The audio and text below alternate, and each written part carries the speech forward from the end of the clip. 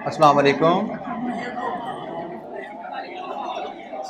अच्छा जी, हमने कल अपनी रिवीजन सेशन का पहला हमने जो हमारा क्लास थी उस पर हमने बात की और उसमें हमने एग्ज़ाम टेक्निक्स, रिवीजन टेक्निक्स को डिस्कस किया प्राइमरली, और कॉन्सेप्ट के लिहाज से हमने सिर्फ रॉ मटेरियल की जो वेस्टेज है उसका इम्पैक्ट हमारी कॉस्ट, मटेरियल कॉस्ट पे क्या आता है उसको हमने डिस्कस किया।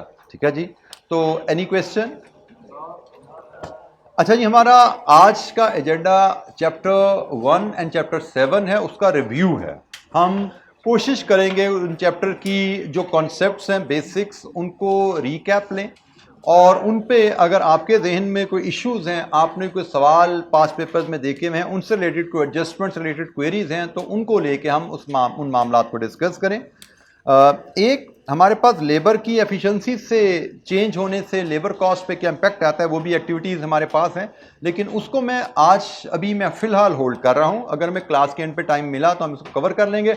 अदरवाइज ये हमारा जो नेक्स्ट सेशन है, जो परसों 2 दिन हमारे आएंगे, कल हमारा टेस्ट डे है, वेंसडे, थर्सडे, फ्राइडे, जो 2 दिन आएंगे वो दिन हमारे लेबर एंड इन्वेंट्री वैल्यूएशन के हैं। हमारा अगला टेस्ट जो आ रहा है वो लेबर एंड इन्वेंट्री वैल्यूएशन का है। तो हम इसका आज अगर हम कर सके लेबर की तो एडजस्टमेंट्स आज देख लेंगे, नहीं तो हम जब परसों मिलेंगे लेबर और इन्वेंट्री वैल्यूएशन की डिस्कशन के लिए, थर्सडे फ्राइडे को जब हमारी मीटिंग्स होगी, हम उसके स्टार्ट में हम इसको कवर करेंगे। ठीक है, तो फिलहाल मैं ये लेबर की एक्टिविटीज़ को स्किप करते हुए मैं कॉस्ट जो इंट्रोडक्शन का चैप्टर था हम उस पर आते हैं। और उसमें हमने बेसिकली पढ़ा क्या था, इस पूरे चैप्टर में हमने ये चीज़ें पढ़ी थी जी, कॉस्ट क्लासिफिकेशन पढ़ी थी, और मैंने आपको शायद उस वक्त बताया था कि ये हमारे अल्फ़ाबेट्स हैं। एग्जाम पॉइंट ऑफ व्यू से इस पूरे चैप्टर में सिर्फ एक टेक्निक है, दैट वाज हाइलो। बाकी अदरवाइज ये अल्फ़ाबेट्स हैं हमारी, जिसकी हमारी जो कॉस्ट काउंटिंग की लैंग्वेज है वो इन टर्म्स का बगैर हमें समझ नहीं आ सकती। हमने classification bye element, classification bye function, classification by nature, classification by behaviour, ये हमने टर्म्स पढ़ी थी। और न्यूमेरिकली हमने डिस्कस किया था कि भाई हम सेमी वेरिएबल कॉस्ट को हाइलो मेथड की मदद से कैसे वेरिएबल और फिक्स में स्प्लिट कर सकते हैं। ये वेरिएबल और फिक्स्ड में स्प्लिट करना हमारे लिए हमारे डिसीजन मेकिंग टॉपिक में हमें ज़रूरत पड़ती है, हमें सीवीपी एनालिसिस में इसकी ज़रूरत पड़ती है, क्योंकि डिसीजन मेकिंग भी हमारी मार्जिनल कॉस्टिंग प्रिंसिपल पे बेस होती है, जिसमें हमें फिक्स्ड और वेरिएबल कॉस्ट लहदा चाहिए, और जो सीवीपी एनालिसिस है वो भी हमारा मार्जिनल कॉस्टिंग प्रिंसिपल पे बेस होता है, जिसमें फिक्स्ड और वेरिएबल कॉस्ट लहदा चाहिए। तो इसलिए हमने सेमी वेरिएबल कॉस्ट, जिसमें ऐसी कॉस्ट जिसमें फिक्स्ड और वेरिएबल दोनों कंपोनेंट शामिल होते हैं, उसको कैसे अलहदा किया जाता है वो यहाँ पे हमने डिस्कस किया था। और इसके रेफरेंस से सिग्निफिकेंस देखूं तो हमने जो बात डिस्कस की थी कि हम कॉस्ट अकाउंटिंग में कॉस्ट पर यूनिट मेजर करना सीख रहे हैं, और जब भी हम कॉस्ट पर यूनिट कहते हैं तो it means production cost only. जब भी कॉस्ट पर यूनिट की बात की जाती है तो कॉस्ट अकाउंटिंग में कॉस्ट पर यूनिट से मुराद सिर्फ प्रोडक्शन कॉस्ट ली जाती है। ठीक है जी, आपने ध्यान में रखना है। और फिर हमें डायरेक्ट इनडायरेक्ट की डेफिनेशन में हमने डिस्कस किया था। अगेन लैंग्वेज है, हमें कोई लिखने को डेफिनेशन तो आनी नहीं है, हमें सिर्फ जो इसमें यहाँ इसके रेफरेंस से याद रखना था कि डायरेक्ट कॉस्ट में मटेरियल भी होगा, लेबर भी होगा, एक्सपेंसेस भी होंगे, इनके कलेक्टिवली इसको क्या कहा जाता है, प्राइम कॉस्ट। और इनडायरेक्ट कॉस्ट में भी ऐसा ही है, मटेरियल भी है, लेबर भी है, ओवरहेड के इनडायरेक्ट कॉस्ट भी है, उनको कलेक्टिवली कहा जाता है ओवरहेड्स। ठीक है जी, ये हमारी प्राइम कॉस्ट है और ये हमारे ओवरहेड्स हैं, और ओवरहेड्स में प्रोडक्शन भी आ जाते हैं, नॉन प्रोडक्शन भी आ जाते हैं। ठीक है जी, डायरेक्ट कॉस्ट सिर्फ प्रोडक्शन होती है, और डायरेक्ट कॉस्ट फिक्स होती है या वेरिएबल होती है, ओनली वेरिएबल। डायरेक्ट कॉस्ट हमेशा वेरिएबल होती है। ठीक है, इनडायरेक्ट कॉस्ट में फिक्स भी होते हैं, वेरिएबल भी होते हैं। इनडायरेक्ट कॉस्ट में प्रोडक्शन भी होती है, नॉन प्रोडक्शन भी होती है। डायरेक्ट कॉस्ट में नॉन प्रोडक्शन कॉस्ट होती है नो, क्योंकि डायरेक्ट कॉस्ट की डेफिनेशन ही ये है, it is a part of production cost. वो डेफिनेशन शुरू यहां से होती है, it is part of production cost which can be traced with accuracy to a cost unit. तो ये प्रोडक्शन कॉस्ट है, इसमें प्रोडक्शन नॉन प्रोडक्शन दोनों है। ठीक है जी, इसको प्राइम कॉस्ट और इसको हम ओवरहेड्स कहते हैं। ये हमारी कहानी थोड़ी सी क्लासिफिकेशन थी। मेन जैसे मैंने कहा एग्जाम पॉइंट ऑफ व्यू से जहां डिस्कस होने वाली बात है वो हाइलो मेथड है, तो हम हाइलो मेथड पे ही बात करेंगे इस चैप्टर की रिवीजन के रेफरेंस से।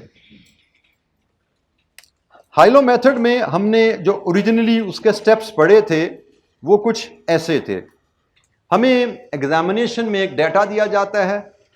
जब भी हमें डाटा दिया जाए एग्जाम में, दो activity levels and their associated cost, किसी भी अंदाज में वो डाटा दिया जाए, हमें ये और ये दो लेवल दे दिए जाएं, हमें ये और ये दो लेवल दे दिए जाएं, कोई भी दो लेवल दे दिए जाएं, एग्जामिनेशन में दो एक्टिविटी लेवल्स और उनकी एसोसिएटेड कॉस्ट हमें दे दी जाएं, दिस इज एन इंडिकेशन, ये आपके लिए हिंट है कि हाइलो मेथड लगाओ, क्योंकि दो लेवल्स पे कॉस्ट फर्क है, लेवल बदलने से कॉस्ट बदल रही है, इसका मतलब इसमें वेरिएबल कॉस्ट कुछ ना कुछ शामिल है। और जब दो लेवल पे डाटा दिया जाता है तो ये आपको क्लियर इंडिकेशन है, इंस्ट्रक्शन है, इम्प्लिसिट, खुली हुई इंस्ट्रक्शन नहीं, छुपी हुई इंस्ट्रक्शन है कि आपने इसमें से फिक्स और वेरिएबल को अलग-अलग करना है। इसमें वेरिएबल तो आपको जरूर नजर आ रही है कि एक्टिविटी बढ़ने से कॉस्ट बढ़ी है, लेकिन शायद इसमें कोई ना कोई फिक्स कॉस्ट का कंपोनेंट भी होगा। ये क्लियर कट आपको यहां से इंस्ट्रक्शन यहां से मिलती है। हाइलो मेथड, हमें किसी भी सवाल में इस तरह डाटा दिया जाए, हमने डिसीजन मेकिंग में भी ऐसे सवाल पढ़े हैं, हमने सीवीपी एनालिसिस में भी ऐसे सवाल किए हैं जिनमें हाइलो मेथड अप्लाई हुआ, बल्कि आखिर में हम जो एक सीवीपी एनालिसिस का सवाल कर रहे थे रीसेंट किसी अटेम्प्ट का, उसमें लगभग इसी लेवल का हमारा सीवीपी एनालिसिस हाइलो मेथड लगा था, जिस लेवल की हम ये इलस्ट्रेशन करने लगे हैं, जो कि हमने चैप्टर के शुरू में भी की थी सेशन के स्टार्ट में। आज मैं उसके रिवीजन में आपको दोबारा वो डिस्कस करने जा रहा हूं, क्योंकि ये एग्जैक्टली सेम लेवल एप्लीकेशन हमें एग्जाम में अभी एक आध अटेम्प्ट पहले आई। हाइलो मेथड हम पढ़ते हुए हमने, अगर तो हमें दो ही लेवल गिवन है तो फिर हमें चूज नहीं करना, वही दोनों हमारी सिलेक्शन में आ जाएंगे। लेकिन अगर मैं दो से ज्यादा लेवल्स गिवन है तो फिर हमारी पहली गाइडलाइन है हाईएस्ट एंड लोएस्ट एक्टिविटी लीजिए। आई रिपीट, अगर लेवल ही दो है तो फिर जो दो अवेलेबल है दोनों चूज कर लोगे, लेकिन अगर दो से ज्यादा है तो गाइडलाइन है हाईएस्ट और लोएस्ट एक्टिविटी चूज करो। एक्टिविटी चूज करनी है along with their associated cost, उनकी कॉस्ट कितनी है। फिर इस डाटा से आप वेरिएबल कॉस्ट पर यूनिट निकालते हैं, which is difference of total cost, इन दोनों के कॉस्ट का फर्क लो और डिवाइड कर दो उसको डिफरेंस इन टोटल यूनिट से, तो वहां से वेरिएबल कॉस्ट पर यूनिट आ जाती है। और जब वेरिएबल कॉस्ट पर यूनिट आ जाए फिर आप फिक्स कॉस्ट निकाल लोगे, इन दोनों में से किसी भी लेवल की फिक्स कॉस्ट लेके उसमें से उनकी वेरिएबल कॉस्ट माइनस कर दो तो आपको फिक्स कॉस्ट मिल जाएगी। फॉर एग्जाम्पल, आपकी टोटल कॉस्ट 1 मिलियन है और वेरिएबल कॉस्ट आपने यहां से निकाली है लेट्स अज्यूम 10 रुपए, तो भाई ये 10 मिलियन जो कॉस्ट है, अगर ये 50,000 यूनिट्स की है तो 50,000 यूनिट्स इंटू 10, टोटल कॉस्ट में से वेरिएबल कॉस्ट माइनस कर दो तो बाकी फिक्स कॉस्ट बच जाएगी 5 लाख। अच्छा, ये हमारी एक basic description of high-low method है, लेकिन इसमें जब हम ये दो लेवल सिलेक्ट करते हैं तो इन दो लेवल की सिलेक्शन में देयर आर 2 बेसिक अजम्पशन। वो बेसिक अजम्पशंस क्या हैं, याद है किसी को? Variable cost per unit same होनी चाहिए और टोटल फिक्स कॉस्ट भी सेम होनी चाहिए। ये बेसिक 2 अजम्पशन है कि आप जो दो लेवल सिलेक्ट करो उन दोनों के दरमियान वेरिएबल कॉस्ट पर यूनिट भी चेंज ना हो और उन दोनों के दरमियान फिक्स कॉस्ट भी चेंज ना हो। अगर वो चेंज हो रही है तो फिर हमें हाइलो मेथड का मैकेनिज्म थोड़ा बदलना पड़ता है। उसके लिए मैं एक रिवीजन के लिए एक एक्टिविटी, जो मैंने बिल्कुल सेम हमने क्वेश्चन में, एक पास पेपर क्वेश्चन में भी देखा था, वही एक्टिविटी हम यहां पे जरा देखते हैं दोबारा।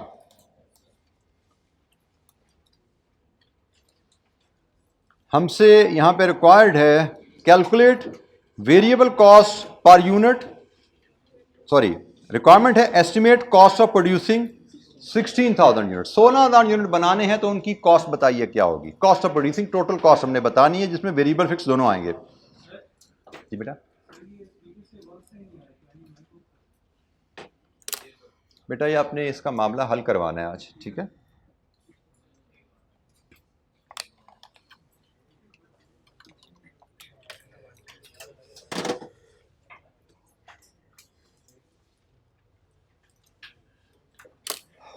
अच्छा जी, हमें cost incurred during 20x4 at various output level is as under.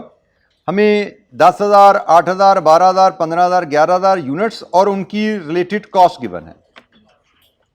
अगर हम निचला डाटा इग्नोर करते तो हाइलो मेथड अप्लाई करने के लिए हमने कौन से दो लेवल सेलेक्ट करने थे? 8,000 और 15,000। अगर हम निचली इंफॉर्मेशन इग्नोर करें तो हमें हाईएस्ट एक्टिविटी और lowest activity and their associated cost ये लेकर चलना था। लेकिन जब हम नीचे नोट पढ़ते हैं तो में बताया गया है कि there is 10% increase in fixed cost when production reaches 13,000। मतलब हम 8 और 12 ये जो दो 8 और 15 ये जो दो लेवल ले रहे हैं, इनके बीच में एक 13,000 की फिगर भी कहीं प्रोडक्शन की आएगी। और जब प्रोडक्शन 13,000 से ऊपर जाती है फिक्स कॉस्ट में स्टेप आ जाता है। तो जनाब यहां पे फिक्स कॉस्ट का एक स्टेप है, यहां पे फिक्स कॉस्ट का स्टेप है कहीं 13,000 पे। इसका मतलब 8 और 15 के बीच में 13 है। 8 पे फिक्स कॉस्ट और 15 पे फिक्स कॉस्ट सेम नहीं है। हमने कहा था अजम्पशन है भाई जो दो लेवल उठाओ उनमें फिक्स कॉस्ट सेम होनी चाहिए, तो 8 और 15 में फिक्स कॉस्ट तो सेम नहीं है। चलें अगला नोट भी पढ़ लेते हैं। There is 5% decrease in variable cost when production reaches 9,500। मतलब 8 से ऊपर प्रोडक्शन जाती है, कहीं 9,500 पे पहुंचती है तो वहां पे भी एक स्टेप आता है। 8 से ऊपर जाते हुए 9,500 पे भी एक स्टेप आ रहा है और वो वेरिएबल कॉस्ट का स्टेप है डाउनवर्ड। अब यहां पे देखिए हमने दो लेवल ले लिए, हमने से 8,000 ले लिया, हमने 15,000 ले लिया हाईएस्ट लोएस्ट, लेकिन एक मसला यहां पे आ गया और एक मसला यहां पे आ गया। इसका मतलब 9,500 और 13,000 ये दो लेवल हैं जिन पे चेंज आ रही है। तो हमें दो लेवल्स ऐसे लेने हैं जो शायद इन दोनों के कहीं दरमियान हो या इस रेंज से बाहर हो, या इधर हो या इधर हो या इधर हो। ठीक है जी, हमें ऐसे दो लेवल लेने हैं। हम जब ऐसी कोई सिचुएशन आ जाए तो फिर हाईएस्ट और लोएस्ट वाली कंडीशन खत्म हो जाती है। हाईएस्ट और लोएस्ट की कंडीशन तब है जब वेरिएशन कॉस्ट में ना हो, जब वेरिएबल कॉस्ट भी कांस्टेंट है, फिक्स कॉस्ट भी कांस्टेंट है। जब वेरिएबल कॉस्ट या फिक्स कॉस्ट में चेंज आ जाए तो हाईएस्ट और लोएस्ट वाली कंडीशन खत्म होगी। अब ऐसे दो लेवल लेने हैं जिनके दरमियान चेंज ना हो।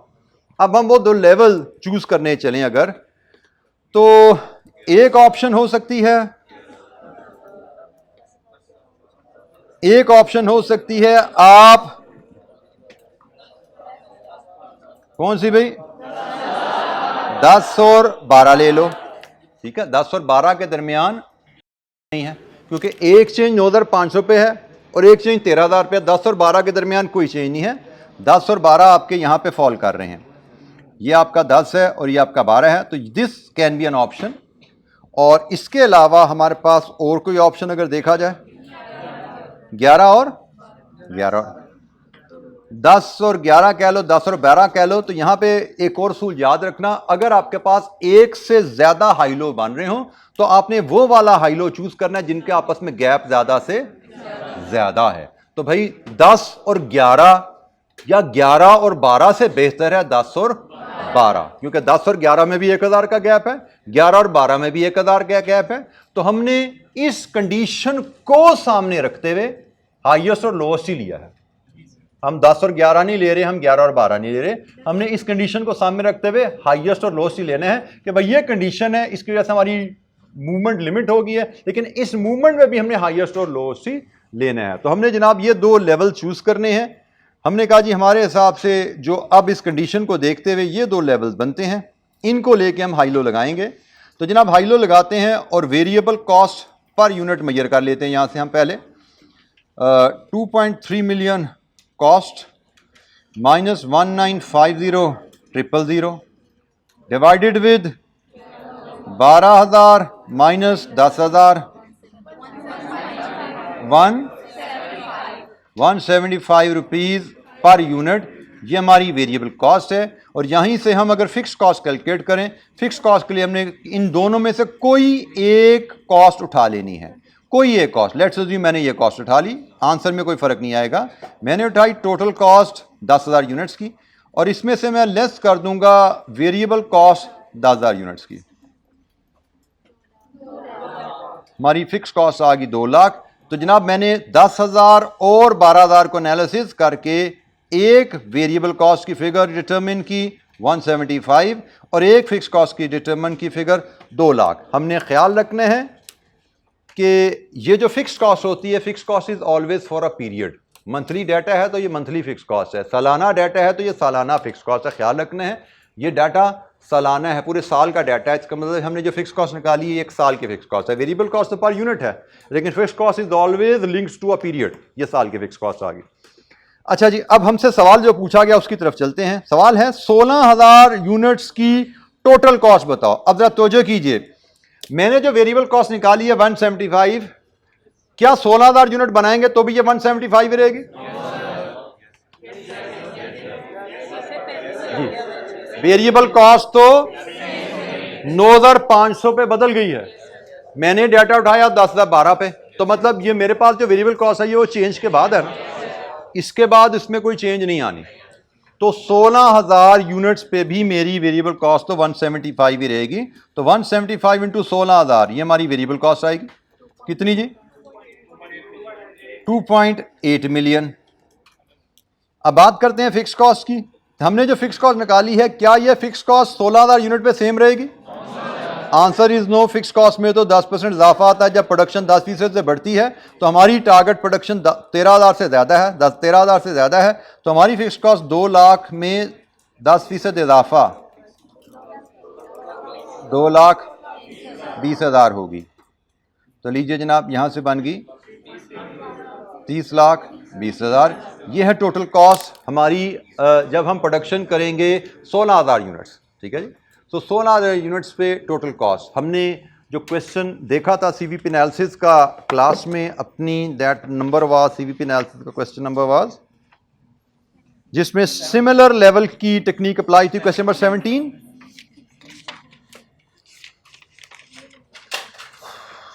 जी, क्वेश्चन नंबर 16, क्वेश्चन नंबर 16 था जिसमें हमने exactly same level high-low technique apply की थी। उसमें एग्जैक्टली सेम सिनेरियो था, वेरिएबल कॉस्ट भी बदल रही थी, फिक्स कॉस्ट भी बदल रही थी। हमने हाईलो टेक्निक अप्लाई की थी उस क्वेश्चन में, क्वेश्चन नंबर 16 में। इसी तरह हमने यकीनन कोई डिसीजन मेकिंग में भी सवाल किए होंगे। ये तो हमने रिसेंट क्लास में क्वेश्चन हुआ था, इसलिए में इसका नंबर भी तकरीबन प्लेसमेंट याद आ रही थी, नंबर तो खैर मैंने देख के बताया जी। यानी क्वेश्चन हाईलो मेथड में, हाईलो मेथड में याद रखिएगा। मैं फिर एक क्वेश्चन, बच्चे का सवाल मुझे आया था जी हमें कैसे पता लगेगा मैं हाईलो अप्लाई करना है, तो मैं रिपीटेडली बता चुका हूं। जब भी दो डिफरेंट एक्टिविटीज, वो एक्टिविटीज यूनिट्स में मेजर की जाएं, वो एक्टिविटीज आवर्स में मेजर की जाएं, दो डिफरेंट एक्टिविटीज पे और उनकी कॉस्ट साथ दी जाएगी, इसका मतलब हाईलो मेथड की मदद से आपको फिक्स और वेरिएबल कॉस्ट को अलग करने की जरूरत है। कुछ कॉस्ट होंगी आपको बता दी जाएंगे कि भाई ये वेरिएबल है, कुछ कॉस्ट आपको बता दी जाएंगी ये फिक्स्ड है, लेकिन कुछ कॉस्ट के ऊपर बारे में आपको दो एक्टिविटीज पे दो कॉस्ट दे दी जाएंगी। It means it is understood, इसको खुद अलग-अलग कर लो, इसमें कुछ वेरिएबल भी है कुछ फिक्स्ड भी है। अच्छा जी, इंट्रोडक्शन के रेफरेंस से तो कॉस्ट क्लासिफिकेशन, कॉस्ट बिहेवियर और यही हाईलो की ही हमारी डिस्कशन थी। तो हाईलो में जो ट्रिक था मैंने आपको शेयर कर लिया, उसकी जम्पशन के साथ आपको उस पर तवज्जो दिला दी। किसी बच्चे के जहन में हाईलो के मेथड से लिहाज से कोई क्वेश्चन? अच्छा जी, हमारा जो चैप्टर 7 है इन्वेंट्री मैनेजमेंट का, ये हमारे सिलेबस के अहम तरीन चैप्टर्स में से एक चैप्टर है। ये हम शुरू में बात कर चुके हैं। इसमें से अक्सर हमें दो सवाल आते हैं। ये 4 अटेम्प्ट्स हैं जिनमें इन्वेंट्री मैनेजमेंट के चैप्टर से में दो सवाल आए हुए हैं, और मैंने चैप्टर की डिस्कशन के दौरान आप लोगों को बताया था कि इस चैप्टर के दो हिस्से बन जाते हैं बड़ी आसानी के साथ। एक हिस्सा छोटा सा आखिरी है जिसमें प्रोबेबिलिटी है, और एक हिस्सा उससे पहले है, काफी ज्यादा जो मेजर हिस्सा है जो प्रोबेबिलिटी के बगैर है। तो हमें जब दो सवाल आ रहे हैं ना, तो इन दो सवालों में एक सवाल आता है प्रोबेबिलिटी से पहले वाले हिस्से से, और एक सवाल आता है प्रोबेबिलिटी वाले हिस्से से। प्रोबेबिलिटी वाला जो एरिया है एग्जामिनर का एक फेवरेट एरिया बना हुआ है, क्योंकि उसमें बच्चों को अक्सर चैलेंज फील होता है, तो इसलिए एग्जामिनर उस क्वेश्चन को बार बार रिपीट कर रहा है। रीसेंट ट्रेंड में आप देख सकते हो, पिछली 6 अटेम्प्ट में से 4 दफा एग्जामिनर ने वो प्रोबेबिलिटी इन्वॉल्विंग क्वेश्चन हमें दिया है। बेसिक क्वेश्चन तो आ रहा है, हर अटेम्प्ट में ही आ रहा है। दिस वाज एन एक्सेप्शन, इसको हम भूल जाएं अगर, तो बेसिक क्वेश्चन तो हर दफा ही आ रहा है, लेकिन पिछली 6 में से 4 दफा एग्जामिनर ने प्रोबेबिलिटी वाला क्वेश्चन भी साथ अटैच करके हमें 2 क्वेश्चन इन्वेंट्री मैनेजमेंट के एरिया से दिए हुए हैं।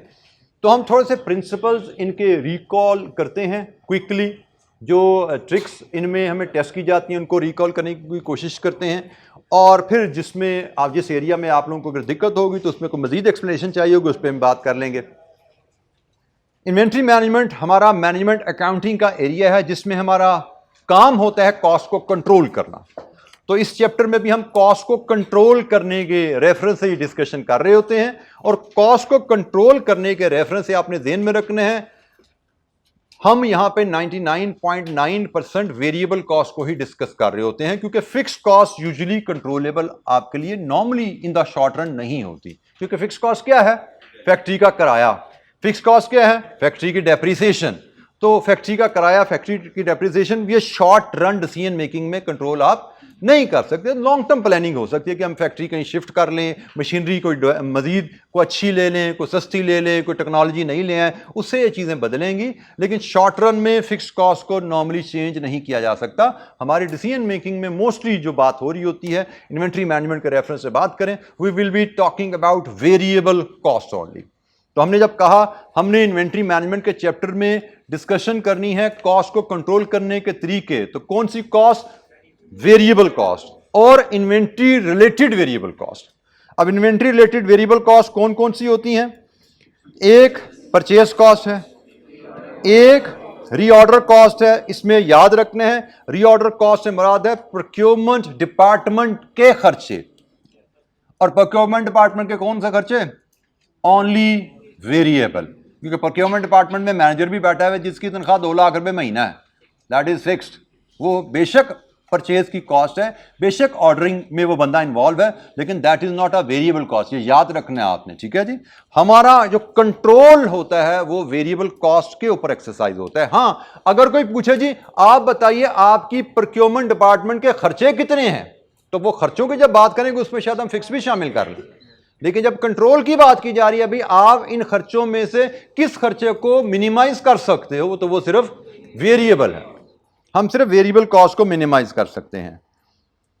इन्वेंट्री होल्डिंग कॉस्ट होती है जी, और स्टॉक आउट कॉस्ट होती है।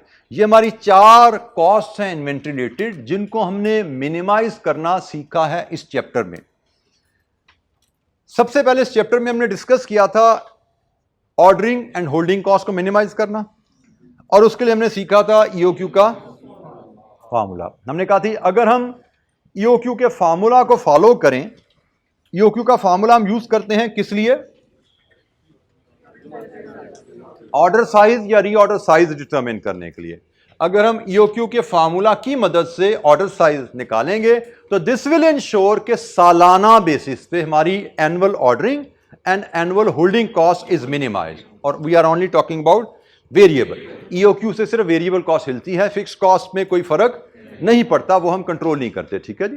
हम ऑर्डर साइज ऊपर नीचे करेंगे तो हमारी annual ordering and annual holding cost जो वेरिएबल कंपोनेंट्स हैं वो बदलते हैं। तो ये जनाब बेसिक हमारा फार्मूला है, जिसमें सीओ वेरिएबल कॉस्ट पर ऑर्डर है, सीएच हमारी variable holding cost 1 unit for 1 year है, और डी हमारी एनुअल डिमांड है। यहां पे एक कैच जो एग्जामिनर डालता है वो डी पे कंफ्यूज करता है बच्चों को। डी के बारे में आपने ख्याल रखना होता है, annual quantity of material to be purchase from supplier. Examiner यहां पे आपको कंफ्यूज करता है, आपको सेल्स डिमांड कि हमारी सालाना डिमांड इतने यूनिट्स है, वो सेल्स की डिमांड लिख देता है, और हमारे अक्सर बच्चे डिमांड के चक्कर में सेल्स की डिमांड उठा के ईओक्यू लगाते हैं। तो ख्याल रखना है EOQ order size to supplier, जो हमने सप्लायर को ऑर्डर देना उसकी बात हो रही है। तो यहां पे जो क्वांटिटी ली जाती है इसमें वो क्वांटिटी ली जाती है हमने सप्लायर से बाय करनी है, हमने फिनिश गुड की डिमांड नहीं लेनी, हमने उस डिमांड को पूरा करने के लिए सप्लायर से कितनी क्वांटिटी खरीदनी है, साल में कितनी क्वांटिटी खरीदनी है, वो यहां पे ली जाती है सप्लायर से। और ये एक ऑर्डर कितनी क्वांटिटी का देना है वो निकालना चाह रहे हैं, सप्लायर से साल में कितना खरीदना है और सप्लायर को एक ऑर्डर कितने यूनिट्स का प्लेस करना है। यह है ईओक्यू की कैलकुलेशन। और ईओक्यू के रेफरेंस से एक प्रिंसिपल आपको याद होना चाहिए, जो कंपनी ईओक्यू फॉलो करती है उसकी एनुअल होल्डिंग कॉस्ट और एनुअल ऑर्डरिंग कॉस्ट बराबर होती है। बट याद रखिएगा अगेन ये हम वेरिएबल पार्ट की बात कर रहे हैं भाई, फिक्स पार्ट इसमें शामिल नहीं है, ये डिस्कशन सारी वेरिएबल के रेफरेंस से है। और हमें यह भी याद होना चाहिए ये कंडीशन होल्ड नहीं करेगी, बेशक आप ईओक्यू फॉलो करो, कब? जब आप सेफ्टी स्टॉक मेंटेन करते हो। ये कंडीशन ईओक्यू फॉलो कर रहे हो, नॉर्मली ये कंडीशन मेंटेन करती है, लेकिन ये कंडीशन मेंटेन नहीं करेगी ईओक्यू के बावजूद जब कंपनी सेफ्टी स्टॉक मेंटेन कर रही है। मैंने आपको शायद डिस्कशन में बताया हुआ है कि ये प्रिंसिपल एग्जामिनर कुछ क्वेश्चन का स्टार्टिंग पॉइंट ही ये प्रिंसिपल रख देता है। हमें एक दो सवाल हमें मादी में ऐसे नजर आते हैं जिनका स्टार्टिंग पॉइंट ही ये प्रिंसिपल है कि आपको सवाल शुरू ही यहां से करना है। क्वेश्चन में आपको ऑर्डरिंग कॉस्ट या होल्डिंग कॉस्ट गिवन, एक साइड गिवन है, दूसरी नहीं है, तो आपको अज्यूम करना पड़ता है भी कंपनी ईओक्यू फॉलो कर रही है तो जितनी ऑर्डरिंग है उतनी ही होल्डिंग होगी। वहां से फिर आप सीएच या सीओ का डाटा लेके आगे सवाल को लेके चल पाते हो। तो ये प्रिंसिपल बहुत इंपॉर्टेंट टू रिमेंबर है। हमारे कुछ सवालों की चाबी ही ये प्रिंसिपल होता है, लेकिन इसकी एक्सेप्शन भी हमें याद रखनी है।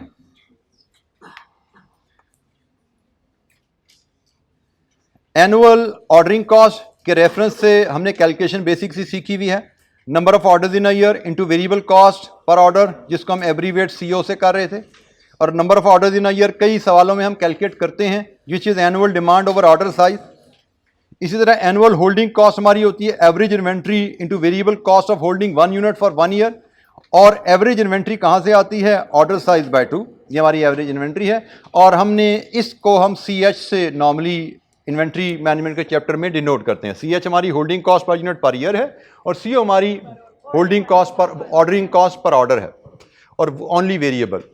ये वेरिएबल कॉस्ट की कैलकुलेशन हम सीख रहे हैं। फिक्स कॉस्ट का नंबर ऑफ ऑर्डर से कोई ताल्लुक नहीं है, फिक्स कॉस्ट का एवरेज इन्वेंट्री से कोई ताल्लुक नहीं है। फॉर एग्जांपल गोदाम का किराया है वो माहाना है, मैनेजर की सैलरी है वो माहाना है, सो उसका कोई ताल्लुक पर यूनिट से नहीं है। हम वो कॉस्ट कैलकुलेट करना सीख रहे हैं जिसको हम कंट्रोल करना चाहते हैं।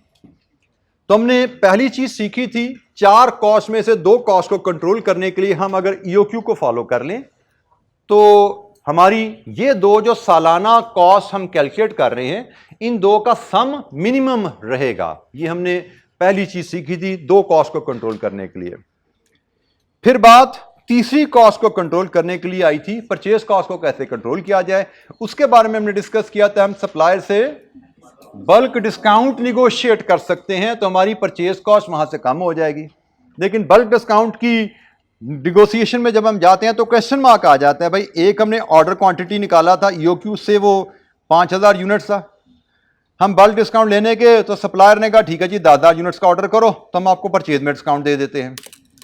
अब इशू क्या आ गया, 2 कॉस्ट को कम करने हैं तो ये ऑर्डर साइज फॉलो करो, तीसरी की तरफ जाओगे तो आपको ये ऑर्डर फॉलो करना है। तो लेकिन जब आप इस ऑर्डर पे जाओगे तो आपकी ऑर्डरिंग और होल्डिंग तो मिनिमम नहीं रहेंगी ना। फिर अब हमारे मसला पड़ गया, भाई हम इसको फॉलो करें या इसको फॉलो करें। इसको फॉलो करेंगे तो ऑर्डरिंग प्लस होल्डिंग मिनिमम है, इसको फॉलो करेंगे तो परचेज मिनिमम है। और आंसर क्या है? भाई हमें किसी एक कॉस्ट को तो मिनिमम नहीं ना करना, हमने तो सारी कॉस्ट को कलेक्टिवली मिनिमाइज करना है। तो यहां पे 3 कॉस्ट इन्वॉल्व अब हो गई हैं, ऑर्डरिंग, होल्डिंग एंड परचेज। तो हम हर ऑर्डर साइज अवेलेबल के लिए इन तो तीनों कॉस्ट का सालाना सम देख लेते हैं। एनुअल परचेज कॉस्ट क्या है, एनुअल होल्डिंग कॉस्ट क्या है, प्लस एनुअल ऑर्डरिंग कॉस्ट क्या है।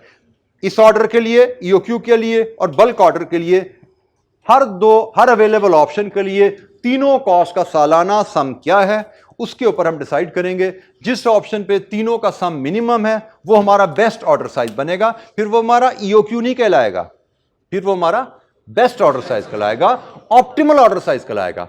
अगर डिस्काउंट अवेलेबल नहीं है, अगर डिस्काउंट अवेलेबल नहीं है तो बेस्ट ऑर्डर साइज, लेकिन अगर डिस्काउंट आ जाए तो फिर इन दोनों में से जिस पे 3 कॉस्ट का सम मिनिमम है वो हमारा बेस्ट ऑर्डर साइज या ऑप्टिमल ऑर्डर साइज कहलाता है।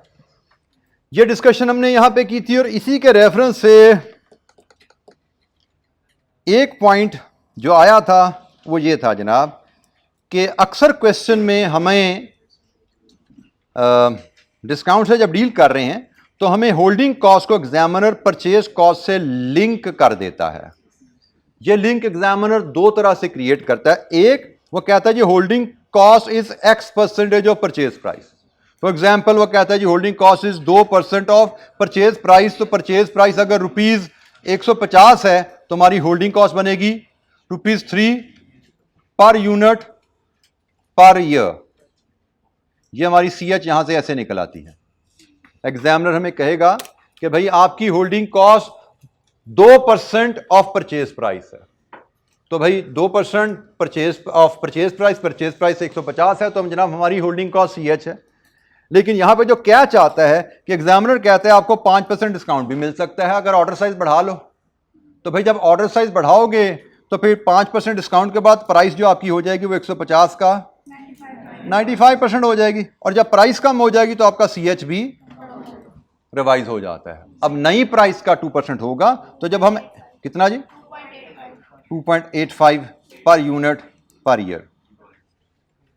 अब यहां पे जो कैच, ये एग्जामिनर अक्सर जगह ये चीज टेस्ट करता है कि आपकी होल्डिंग कॉस्ट को वो परचेज प्राइस से लिंक कर देता है और फिर कहता है बताइए आपको डिस्काउंट लेना या नहीं लेना।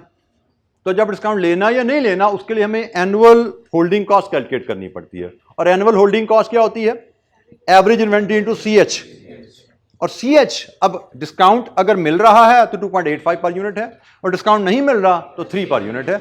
ये हमने ख्याल रखना है कि जब डिस्काउंट आ जाए और होल्डिंग कॉस्ट लिंक हुई हुई है परचेज प्राइस के साथ, तो होल्डिंग कॉस्ट हर ऑप्शन के लिए, CH जो है हर ऑप्शन के लिए अलहदा अलहदा कैलकुलेट करना पड़ेगा। हमारा CH कुड बी 2.85 और इट कुड बी 3।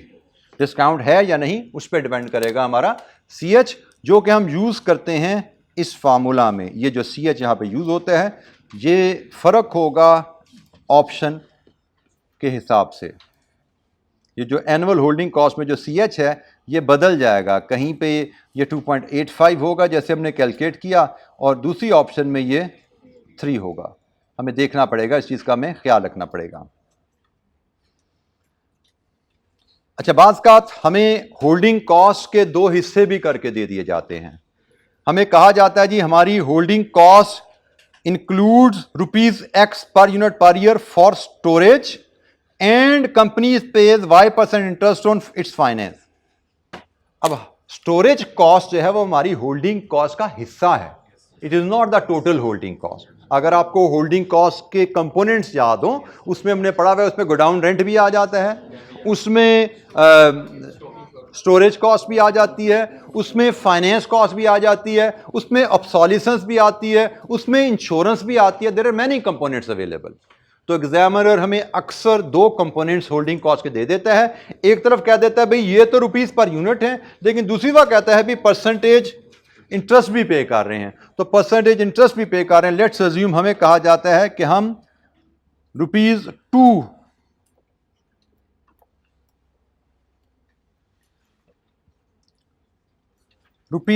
पर यूनिट है स्टोरेज का, और फाइनेंस कॉस्ट है 10%। तो 10% फाइनेंस कॉस्ट है, और अगर एक यूनिट 150 रुपए का है, बल्कि हम इसको थोड़ा सा कम कर देते हैं, एक यूनिट से 50 रुपए का यूनिट है से, तो हमारी यहां से finance cost per unit per year कितना है? 5 रुपए। तो हमारी टोटल CH जो बन जाएगी 2 + 5 ये बन जाएगी 7। और अगेन यहां पे डिस्काउंट आ जाए अगर 5% का, तो 50 का 95% इंटू 10%, ये कितनी बन जाएगी? 4.75। तो इस केस में 2 + 4.75 हमारी CH बन जाएगी 6.75। तो अगर डिस्काउंट आ जाएगा, अब यहां पे देखिए हमारी जो है ना रुपीस पर यूनिट, इसका कोई ताल्लुक परचेज प्राइस से नहीं, ये फिक्स है। डिस्काउंट है या नहीं, 2 रुपए पर यूनिट ही है। स्टोरेज कॉस्ट 2 रुपए पर यूनिट है, लेकिन फाइनेंस कॉस्ट का ताल्लुक अमाउंट बोरोड से होती है, और फाइनेंस कॉस्ट का ताल्लुक अमाउंट बोरोड से। एक यूनिट जब 50 का खरीद रहे हो तो 50 पे इंटरेस्ट पे करोगे, और एक यूनिट जब डिस्काउंट के बाद ले रहे हो तो डिस्काउंटेड वैल्यू पे इंटरेस्ट पे करोगे। सो इंटरेस्ट ज्यादा है, इंटरेस्ट कम है, so storage cost plus finance cost ये आपकी CH बनती है, storage cost plus finance cost ये आपकी CH बनती है। तो ये चीज आपने ध्यान में रखनी है कि जब percentage of purchase price as holding cost दी जाए या फाइनेंस कॉस्ट दी जाए, दोनों सूरतों में डिस्काउंट आने से आपकी CH बदल जाएगी।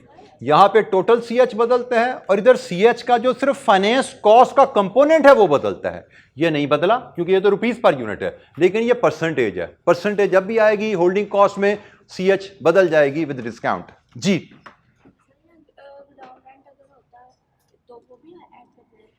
बेटा, अगर गोडाउन रेट पर यूनिट होगा, वेरिएबल है तो ऐड होगा, फिक्स है तो यहां पे ऐड नहीं होता। CH हमारा variable holding cost per unit होती है। जी, अगर वो पर मंथ है तो वो फिक्स्ड है। अगर उसकी salary per unit kept in the store है तो वो वेरिएबल है। वेरिएबल कॉस्ट है बाय डेफिनेशन है क्या कि भाई जिसका ताल्लुक यूनिट से है, कि स्टोर में कम यूनिट है तनख्वाह कम, स्टोर में ज्यादा यूनिट है तनख्वाह ज्यादा। मैं रेंट को फिक्स नहीं कहूंगा, मैं कहूंगा भाई जो भी कॉस्ट फिक्स्ड है, क्योंकि रेंट फिक्स भी हो सकता है 1 लाख महीना, रेंट वेरिएबल भी हो सकता है 1 रुपया पर यूनिट। तो अगर 1 रुपया पर यूनिट है तो ये वेरिएबल है, और 1 लाख रुपया पर मंथ है तो फिक्स है। जहां पे कॉस्ट का ताल्लुक यूनिट से जुड़ गया वो वेरिएबल हो गया। अच्छा, यहां पे ये देखने कॉस्ट का ताल्लुक यूनिट से जुड़ा हो। मुझसे अक्सर बच्चे सवाल, बल्कि कल परसों किसी बच्चे ने पूछा हुआ था कि जी किराया 1 लाख है तो यूनिट उसमें 50,000 पड़े, तो लाख को 50,000 से डिवाइड करके पर यूनिट निकल तो आती है स्टोरेज कॉस्ट। ये तो फिर वेरिएबल होगी ना, पर यूनिट होगी ना कॉस्ट, होगी कि नहीं होगी? नहीं हुई, क्योंकि वेरिएबल कॉस्ट वो है जो यूनिट कम या ज्यादा होने से जेब पे बोझ बदल जाए, खर्चा जेब में कम या ज्यादा जाना शुरू हो जाए। तो भाई आपके यूनिट कम है या ज्यादा है, किराया तो लाख रुपए महीना ही रहेगा ना भाई, फिर वेरिएबल कहां से हुई? ये तो वो जो हम कहते हैं ना एब्जॉर्प्शन रेट हमने निकालते हैं कि फिक्स कॉस्ट को एक्टिविटी से डिवाइड करके अंदाजन पर यूनिट कॉस्ट निकालते हैं। ये अंदाजा होता है, एक्चुअल पर यूनिट कॉस्ट ये नहीं होती, एक्चुअल वेरिएबल कॉस्ट ये नहीं होती। जी जनाब, एनी अदर क्वेश्चन? हमने ईओक्यू को रिवाइज किया और उसकी जो की कॉन्सेप्ट है उसके रेफरेंस को डिस्कस किया। फिर हमने परचेज कॉस्ट के रेफरेंस से बात की बल्क डिस्काउंट में, और उसमें जो एग्जामिनेबल हमें पॉइंट अक्सर आता है उस पर बात की हमने। और आखिरी जो आता है पहले चैप्टर के पहले हिस्से में, आखिरी जो कंपोनेंट आता है that is stock out cost को मिनिमाइज करना, चौथी कॉस्ट। स्टॉक आउट कॉस्ट को मिनिमाइज करने के लिए हमने जो टूल सीखा हुआ है it is to set reorder level. Reorder level मतलब हमें नया ऑर्डर कब प्लेस करना चाहिए, तो उसके लिए हमने कहा है रीऑर्डर लेवल होता है demand during lead time. This is a way to avoid stock out. आप रीऑर्डर लेवल सेट कर दो कि भाई टाइमली ऑर्डर प्लेस कर दो, ताकि नया माल आपका आने से पहले आपका स्टॉक खत्म ना हो।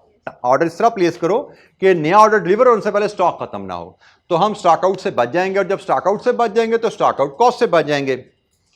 और रीऑर्डर लेवल क्या है? It is demand during lead time. Lead time days में है से 5 दिन, तो 5 दिन की डिमांड कितनी है वो आपका रीऑर्डर लेवल होना चाहिए। आपका रीऑर्डर लीड टाइम वीक्स में है से 2 वीक्स, तो 2 वीक्स में जितनी यूजेज है उस पर आपने ऑर्डर प्लेस कर देना है। आपकी यूजेज है से 100 डे और लीड टाइम है से 10 डेज, तो आपका रीऑर्डर लेवल होना चाहिए 1000 यूनिट्स का। मतलब जब आपके पास 1000 यूनिट्स रह जाएं आपको ऑर्डर प्लेस कर देना चाहिए। आपकी यूजेज है 500 पर वीक और आपका लीड टाइम है 2 वीक्स, तो आपका रीऑर्डर लेवल यहां से भी 1000 यूनिट्स ही आता है कि जब आपके पास 1000 यूनिट्स रह जाएं you should place the new order. Reorder level से मुराद हमारे पास स्टॉक में कितने यूनिट्स हो तो हमें नया ऑर्डर करना चाहिए। ईओक्यू इज रीऑर्डर साइज, हमें कितने यूनिट्स का ऑर्डर करना है, और यह है कब ऑर्डर करना है। इतने यूनिट्स रह जाएं तब ऑर्डर प्लेस कर देना है। कितने यूनिट्स का ऑर्डर करना है दैट इज ईओक्यू से हम मेजर कर रहे थे। अच्छा, इसी के रेफरेंस है फिर हमने एक और कैलकुलेशन देखी थी कि भाई अगर हमारी लीड टाइम या यूजेज में अनसर्टेनिटी हो, वेरिएशन हो, तो हमें क्या करना चाहिए। तो उसका हमने असूल पढ़ा था। इस सूरत में हम मैक्सिमम डिमांड उठाएंगे और मैक्सिमम लीड टाइम उठाएंगे। हमें यूजेज का डाटा, यूजेज पर डे में हमें डाटा में वेरिएशन दी गई है, 100 भी है, 120 भी है, 150 भी है। इसी तरह हमें लीड टाइम में वेरिएशन दी गई है, 10 दिन भी है, 12 दिन भी है, 15 दिन भी है। तो हमें यहां पे जो गाइडलाइन क्या मिल रही है, maximum maximum maximum demand maximum lead time, maximum demand maximum lead time. This should give us reorder level 150 into 15 कितना जी, 2250 यूनिट्स। ये हमारा रीऑर्डर लेवल होना चाहिए। ये हमारे पास मिनिमम वैल्यूज गिवन है, ये हमारे पास एवरेज वैल्यू गिवन है, ये हमारे पास मैक्सिमम वैल्यूज गिवन है। तो इसके हिसाब से हमारी गाइडलाइन है कि जब हमारी वैल्यूज में वेरिएशन है तो हमें यूजेज में भी मैक्सिमम वैल्यू उठानी है और लीड टाइम में भी मैक्सिमम वैल्यू उठानी है। और इन दो मैक्सिमम वैल्यूज को लेके हमें रीऑर्डर लेवल सर्टेन करने हैं. Maximum usage into maximum lead time, this should give us the reorder level. This reorder level will ensure that we will never get stock out, क्योंकि हम यहां पे स्टॉक आउट कॉस्ट से बचने की बात कर रहे हैं. सो उसके लिए हम वो रीऑर्डर लेवल ले रहे हैं जिसमें हम स्टॉक आउट कभी ना हो. और जब हम इस रीऑर्डर लेवल पर जाते हैं तो यू शुड रिकॉल, इसके साथ ही सेफ्टी स्टॉक का कॉन्सेप्ट सवाल में इन्वॉल्व हो जाता है. सेफ्टी स्टॉक की कैलकुलेशन इन्वॉल्व हो जाती है, और सेफ्टी स्टॉक की कैलकुलेशन होती है reorder level minus average usage in average lead time. इस केस में इसी डाटा को लेके देखें तो 2250 रीऑर्डर लेवल है minus average usage in average lead time. 1050 is our safety stock.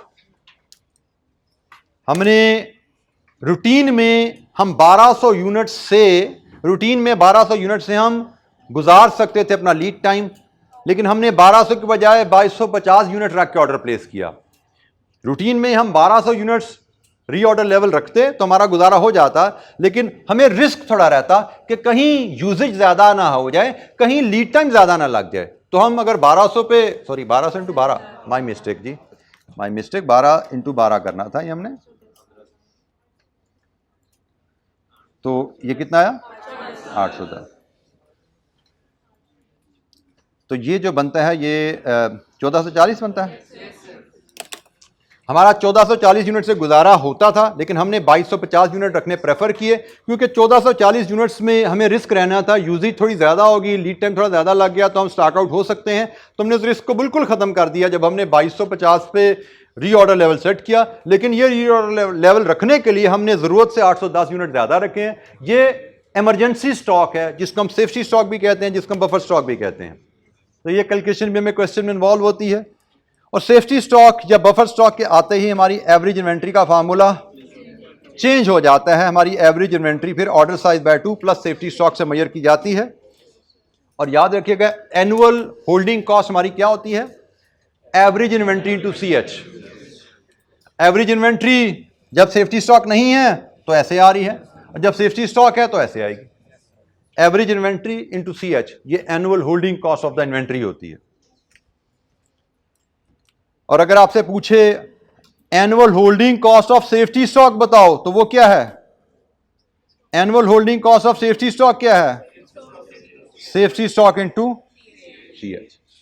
ये आपकी annual holding cost of safety stock है, सेफ्टी स्टॉक इनटू CH. और annual holding cost of inventory क्या है? तो भाई इन दोनों को सम करो, फिर CH से मल्टीप्लाई करो. ये annual holding cost of inventory है. Annual holding cost of safety stock सिर्फ इतनी कैलकुलेशन है, और annual holding cost of safety stock, annual holding cost of inventory, पूरा यहां से लेके यहां तक पूरा फैक्टर जो है वो आपको annual holding cost of inventory देता है. अच्छा, हमारी कैलकुलेशन में फिर हमने 2-3 कैलकुलेशन कुछ और भी बेसिक सी सीखी हुई हैं. एक मैक्सिमम इन्वेंट्री का फार्मूला हमने सीखा हुआ है, which is reorder level minus minimum usage in minimum lead time plus reorder quantity. ये just have to memorise. Examination के लिहाज से बहुत कोई सिग्निफिकेंट फार्मूला नहीं है, एक आध नंबर की कैलकुलेशन आ सकती है, और सिंपली मेमोराइजेशन है इस फार्मूले की. Minimum inventory, we don't have to learn any new thing. Minimum inventory is equal to safety stock. कोई नई बात यहाँ पे सीखने वाली है ही नहीं. मिनिमम इन्वेंट्री जो है आपकी सेफ्टी स्टॉक के बराबर होती है, और सेफ्टी स्टॉक का फार्मूला हमें ऑलरेडी पता है, reorder level minus average usage in lead time.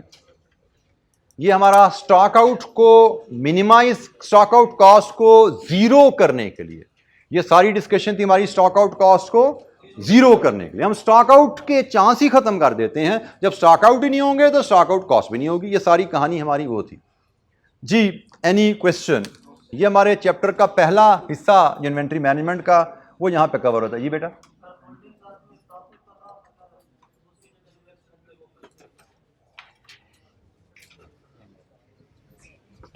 जी बेटा क्या कह रहे हैं आप? अब मैं पास आई हूं इसलिए नहीं कि तू आहिस्ता बोल, तू ऊंचा ही बोल.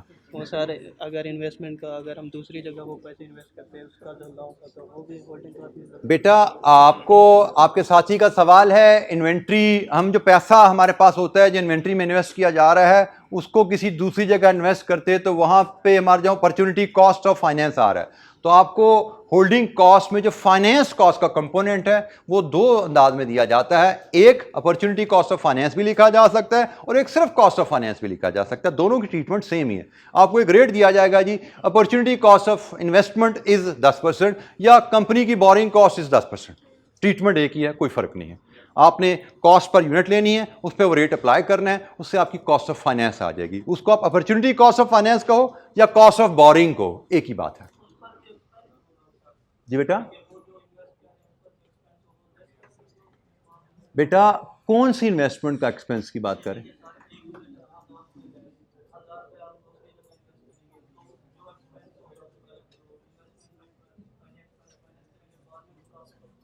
बेटा आप 1000 रुपया बैंक में डाल सकते थे, उस पर 10% के हिसाब से सालाना आपको 100 रुपये इनकम आनी थी।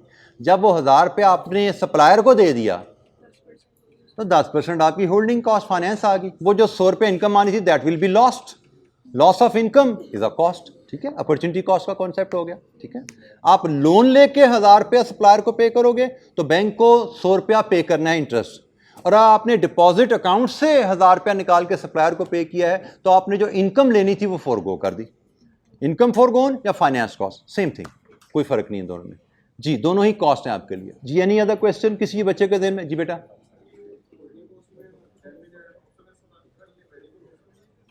होल्डिंग कॉस्ट में और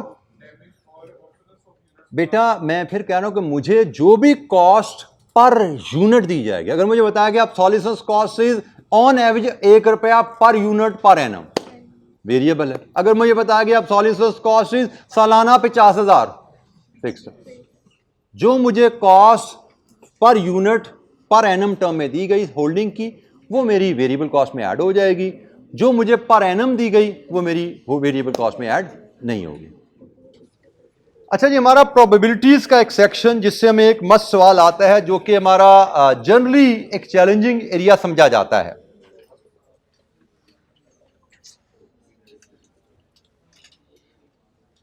हमने इससे पहले बात की थी स्टॉक आउट कॉस्ट को जीरो कर दो, स्टॉक आउट कॉस्ट को जीरो कर दो, सॉरी स्टॉक आउट को जीरो कर दो। स्टॉक आउट को जीरो करते हो तो स्टॉक आउट कॉस्ट भी जीरो हो जाएगी। लेकिन हमने वहां पे चीज जो डिस्कशन में सीखी हुई है कि जब आप स्टॉक आउट कॉस्ट को जीरो करने जाते हो तो उसके लिए आपको सेफ्टी स्टॉक रखना पड़ता है। तो और सेफ्टी स्टॉक की holding cost of safety stock आपकी एडिशनल इनकर होती है। तो वहां पे क्वेश्चन आता है भी हमें होल्डिंग कॉस्ट इनकर करके स्टॉक आउट कॉस्ट को बचाना क्या ये फायदेमंद है या नहीं है। तो उसके लिए फिर अगर हमें क्वेश्चन में प्रोबेबिलिटीज गिवन है तो हमारी कैलकुलेशन का अंदाज बदल जाता है। अगर क्वेश्चन में प्रोबेबिलिटीज अवेलेबल हैं तो हम ऑप्शंस क्रिएट करते हैं कि what are the different possible options of reorder level. और अगर आपको याद हो हमने जो कॉन्सेप्ट पढ़ा हुआ है कि हम usage during lead time measure करने के लिए प्रोबेबिलिटीज को इस्तेमाल करते हैं। एवरेज यूजेज या एवरेज लीड टाइम, हमें प्रोबेबिलिटी दी जाएगी क्वेश्चन में या वेरिंग यूजेज के ऊपर या वेरिंग लीड टाइम के ऊपर। हमें दोनों अंदाज में क्वेश्चंस माजी में आए हुए हैं कि यूजेज ऊपर नीचे हो रही है उसकी प्रोबेबिलिटी क्या है, हाई लो की, और लीड टाइम फिक्स रखा जाता है। और दूसरा केस हमें ऐसा भी आया हुआ है कि लीड टाइम ऊंच नीच हो रही है उसकी प्रोबेबिलिटी गिवन है और यूजेज को फिक्स रखा जाता है। दोनों की प्रोबेबिलिटी हमें नहीं दी जाएगी। ठीक है, कि यूजेज में ऊंच नीच उसकी प्रोबेबिलिटी प्लस लीड टाइम में ऊंच नीच उसकी प्रोबेबिलिटी, तो दोनों वेरिएबल की प्रोबेबिलिटी हमारे स्कोप से बाहर है। हमें किसी एक वेरिएबल की प्रोबेबिलिटी दी जाएगी। माजी में हमें जो सवाल आए हैं, कभी यूजेज की प्रोबेबिलिटी लीड टाइम फिक्स और कभी लीड टाइम की प्रोबेबिलिटी यूजेज फिक्स। हर दो सूरतों में सवाल करने का तरीका एक ही है, सवाल करने का तरीका हमारा नहीं बदलेगा। हमें जिस वेरिएबल की प्रोबेबिलिटी दी जाती है उस वेरिएबल की हम एवरेज वैल्यू निकालते हैं। अगर यूजेज की प्रोबेबिलिटी है तो एवरेज यूजेज निकलेगी, अगर लीड टाइम की प्रोबेबिलिटी है तो एवरेज लीड टाइम निकलेगा। दूसरी वैल्यू तो पहले फिक्स है, तो इस वेरिंग वैल्यू की हम एवरेज निकाल लेते हैं ताकि दोनों फिक्स हो जाए। और ये एवरेज कैसे निकालते हैं? एक्सपेक्टेड वैल्यू के कॉन्सेप्ट से। एक्सपेक्टेड वैल्यू का कॉन्सेप्ट क्या है कि आप हर वैल्यू को उसकी रिस्पेक्टिव प्रोबेबिलिटी से मल्टीप्लाई करो और देन उसका सम ले लो, आपको एक्सपेक्टेड वैल्यू मिल जाती है। हमारा जो कॉन्सेप्ट है, हमें असेस करना है हमारी expected usage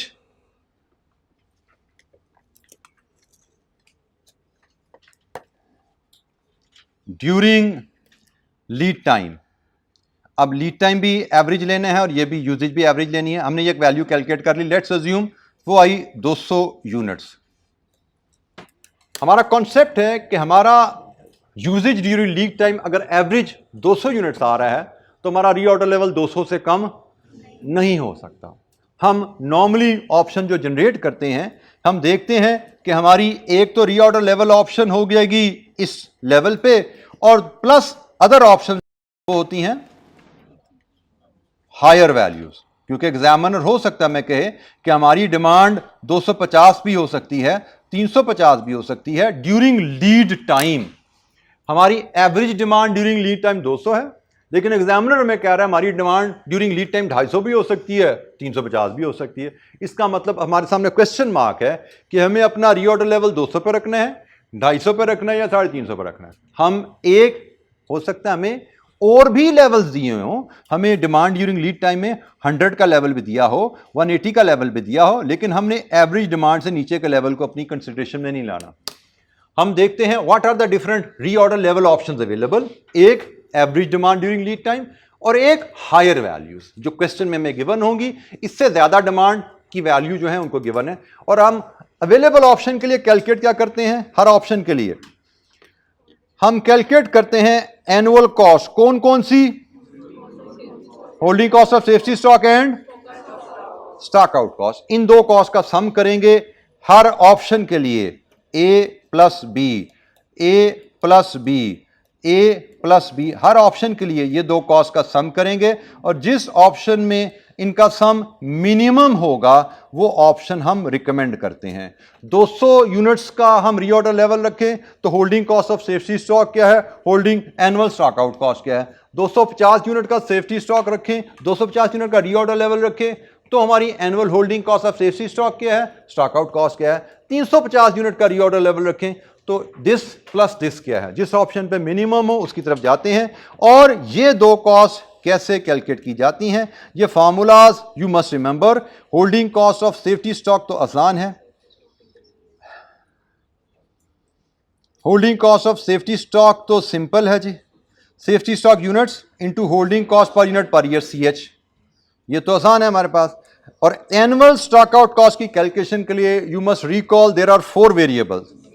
number of orders in a year, आसान कैलकुलेशन है। प्रोबेबिलिटी ऑफ स्टॉक आउट, इसमें जनरली बच्चों को चैलेंज आता है। यूनिट्स ऑफ स्टॉक आउट, इसमें भी कुछ बच्चों को चैलेंज आ जाता है, प्रोबेबिलिटी में मसला होता है तो इसमें भी हो जाता है। और आखिरी stock out cost per unit है। ये दो फिगर्स इजी टू डिटरमिन है और ये दो फिगर्स में बच्चों को थोड़ा सा चैलेंज आ जाता है। तो इसके रेफरेंस से मैं अगर एक ब्रीफ सा डाटा लेकर आपको क्विकली इसको मैं क्लियर कर दूं। फॉर एग्जांपल हमारे पास डाटा हम उठा लेते हैं, चलें हम इधर से डाटा किसी एग्जांपल का ओरिजिनल एक्चुअली ले लेते हैं। इन्वेंट्री मैनेजमेंट में जाके हम किसी इलस्ट्रेशन का एक्चुअल डाटा पिक कर लेते हैं और वहाँ से इस कॉन्सेप्ट को रिकॉल कर लेते हैं ताकि किसी बच्चे के जहन में अगर एम्बिग्विटी है तो वो क्लियर हो जाए।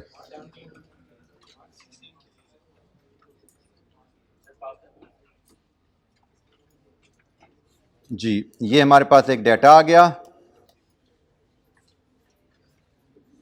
ये इलस्ट्रेशन 17 हमारी किताब में होती थी, मैं इसका डाटा आपके साथ शेयर करता हूँ। हमने average demand during lead time ascertain की थी, दैट वाज 150। तो हमारे पास उस हिसाब से हाई डिमांड की ऑप्शन 188 थी। तो हमने कहा जी दो ऑप्शन बन गई हैं, एक 150 और एक 188। ये दो ऑप्शन हैं, इन पे हमने होल्डिंग सेफ्टी स्टॉक और स्टॉक आउट, ये दो कॉस्ट हमने मेजर करनी है। Annual cost of holding safety stock and stock out cost, ये हमने मेजर करनी है और इसके रेफरेंस से हम डिस्कशन करने जा रहे थे स्टॉक आउट कॉस्ट पे। अब स्टॉक आउट कॉस्ट में हम डिस्कस करते हैं जब हम 150 के लिए स्टॉक आउट कॉस्ट कैलकुलेट करने जा रहे हैं तो हमने डिस्कस करनी है दो वैल्यूज के। जब हम 150 का रीऑर्डर लेवल है तो हमारे प्रोबेबिलिटी ऑफ स्टॉक आउट क्या है।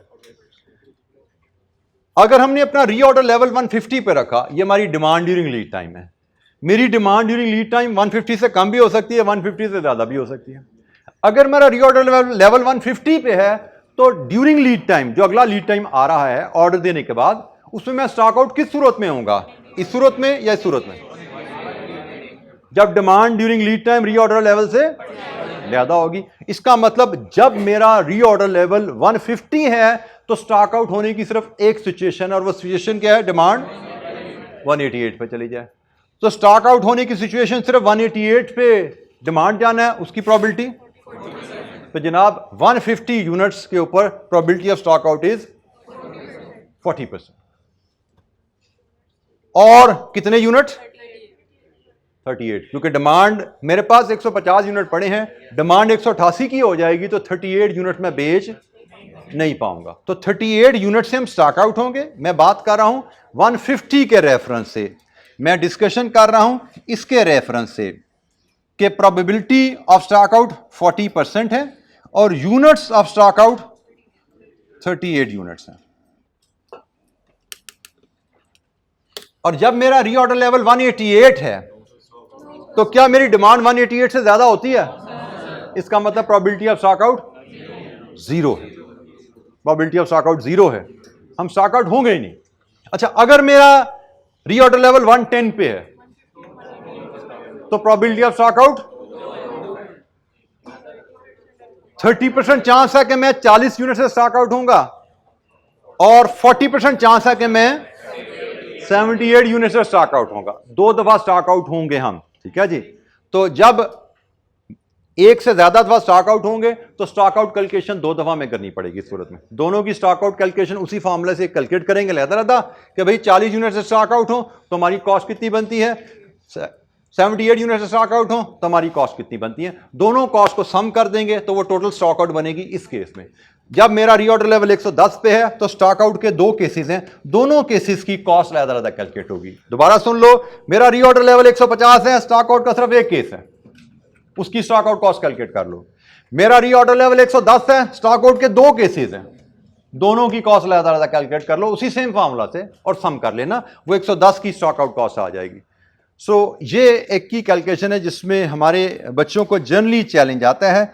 2 वैल्यूज मैंने आपको बताया था इस फार्मूला में जिस पे बच्चों को चैलेंज होता है। I have tried to explain कि हम प्रोबेबिलिटी ऑफ स्टॉक आउट कैसे मेजर करते हैं और स्टॉक आउट यूनिट्स कैसे मेजर करते हैं। इन 2 वैल्यूज में चैलेंज होता है, तो ये मैंने कोशिश की एक्सप्लेन करने की। कोई किसी बच्चे के ज़हन में कोई सवाल है, पूछना चाहते हैं तो पूछिए भाई।